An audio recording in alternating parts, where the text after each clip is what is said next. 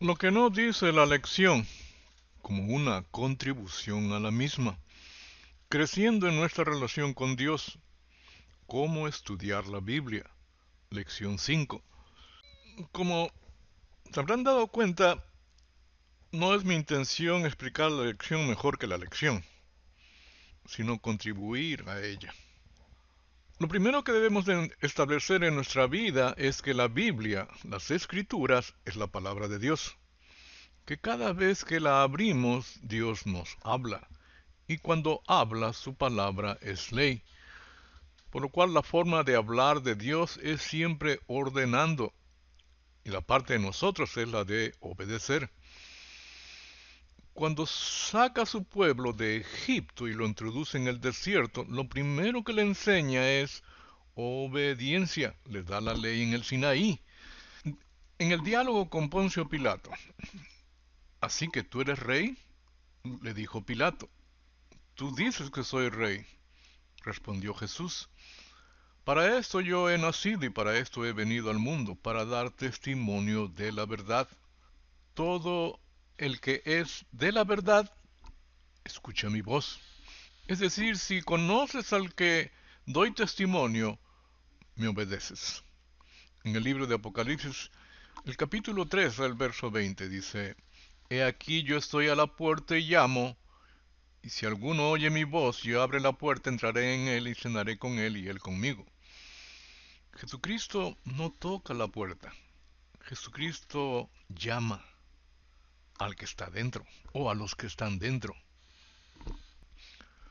Cuando se recibe un regalo, se agradece al que nos lo dio. Y tres cosas puede hacer el que recibió el regalo. Lo hace a un lado, lo recicla o lo usa. Nosotros agradecemos a Dios por el regalo de la vida, por un año más de vida, por un día más que respiramos. De las tres cosas que mencionamos, ¿cuál haríamos? Indudablemente usarlo. El agradecimiento a Dios depende cómo hacemos uso de las 24 horas que nos ha regalado, tiempo, nuestro tiempo. En Dios no hay tal cosa de tiempo de calidad. Los días de una persona están contados. Tú has fijado el número de sus meses y has establecido límites que no puede traspasar. Así que aparta de él tu mirada y déjalo en paz, hasta que haya cumplido su tiempo como un trabajador contratado, hasta que aprenda a cumplir su tiempo como un trabajador contratado. ¿Se entretiene el trabajador contratado en el trabajo? No. ¿Se distrae el trabajador contratado en el trabajo? Tampoco. ¿Procrastina el trabajador contratado en el trabajo? Menos. Jesucristo el Señor regía su vida mediante el servicio. No he venido para ser servido, sino para servir. Su día era exento de entretenimiento, distracción y de procrastinar. El apóstol Pablo nos habla en la carta a los Efesios acerca del tiempo. Mirad pues con diligencia cómo andéis, no como necios, sino como sabios, redimiendo el tiempo porque los días son malos. Por tanto, no seáis imprudentes, sino entendidos de cuál sea la voluntad del Señor.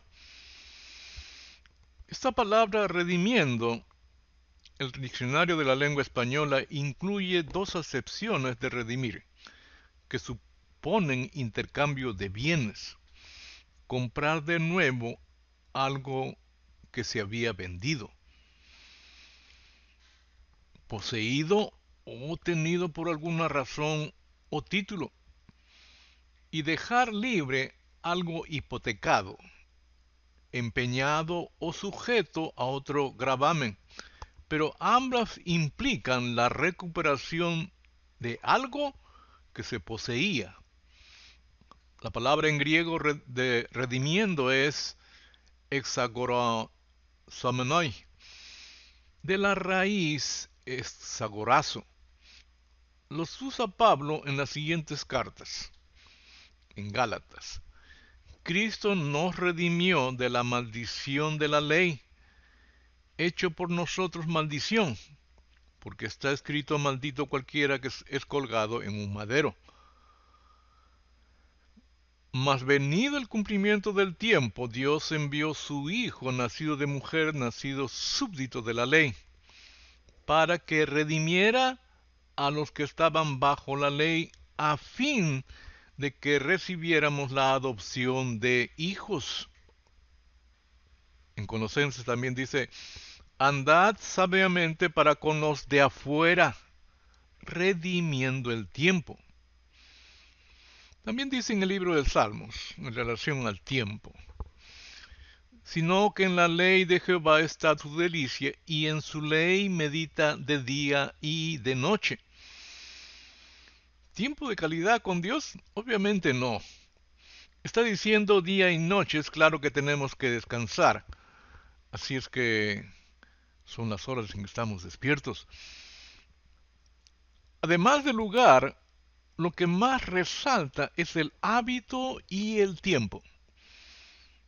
Dice la Escritura: antes de que amaneciera, recurría a Dios Jesucristo a la oración a su Padre.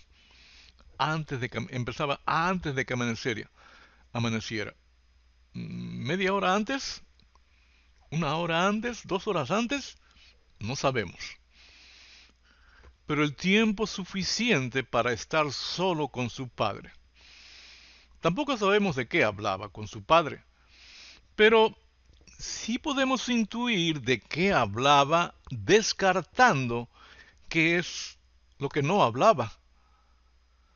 Podemos afirmar que no hacía ninguna petición para él, por cuanto Jesucristo es un ser completo, sin ninguna necesidad. Tampoco hablaba de entretenerse, distraerse y de procrastinar, porque Jesucristo es un ser productivo. En productividad no existen estas cosas. Entonces lo único que queda es hablar de lo que va a hacer. Y la manera de hacer las cosas de Jesucristo es sirviendo. El Señor Jesucristo empezó a temprana edad a estar, entre comillas, los negocios de su padre. Dice Lucas: entonces él les dijo: ¿por qué me buscabais? ¿No sabíais que en los negocios de mi padre me es necesario estar? Mas ellos no entendieron las palabras que les habló. Y descendió con ellos y volvió a Nazaret, y estaba sujeto a ellos. Y su madre guardaba todas estas cosas en su corazón. Y Jesús crecía en sabiduría y en estatura y en gracia para con Dios y los hombres. El fin de la obediencia es el servicio. El Salmos 1 pinta claramente ello. Nos dice cómo empezar para tener un estudio profundo de las Escrituras, que redunde en una relación con Dios, de transformación, a ser justos. Bienaventurado el varón que no anduvo en consejo de impíos, es decir, que no piensa como el impío, el que alguna vez fue santo. Dice en la carta de Judas: porque algunos hombres han entrado encubiertamente, los que desde antes habían sido destinados para esta condenación, hombres impíos que convierten en libertinaje la gracia de nuestro Dios y niegan a Dios, el único soberano, y a nuestro Señor Jesucristo. De estos también profetizó Enoc, séptimo desde Adán, diciendo: he aquí vino el Señor con sus santas decenas de millares, para hacer juicio contra todos, y dejar convictos a todos los impíos de todas sus obras impías que han hecho impíamente, y de todas las cosas duras que los pecadores impíos han hablado contra él. Estos son murmuradores, querellosos, que andan según sus propios deseos, cuya boca habla cosas infladas, adulando a las personas para sacar provecho. Esta es la descripción del impío. Luego dice, ni estuvo en camino de pecadores, es decir, no piensa como el pecador. Pecado es errar al blanco, ha perdido la razón de su existir, por lo cual vive para sí mismo y su propia exaltación, redundando en la subyugación, degradación y la muerte. Ni en silla de escarnecedores se ha sentado. Como hemos visto, va en progresión hacia la iniquidad, hacia la maldad. El escarnecedor se burla de los dos y por ende de Dios. No pensar como el impío, el pecador y el escarnecedor es el primer paso hacia la vida en justicia. El segundo paso es, sino que en la ley de Jehová está su delicia. Al principio puede ser que sea como comer un pan seco. Algunos la hemos utilizado para poder dormir, que es mi caso. Pero con el devenir del tiempo y la constancia hemos aprendido a obedecer, y cada vez que la abrimos es para alimentarnos de un platillo delicioso.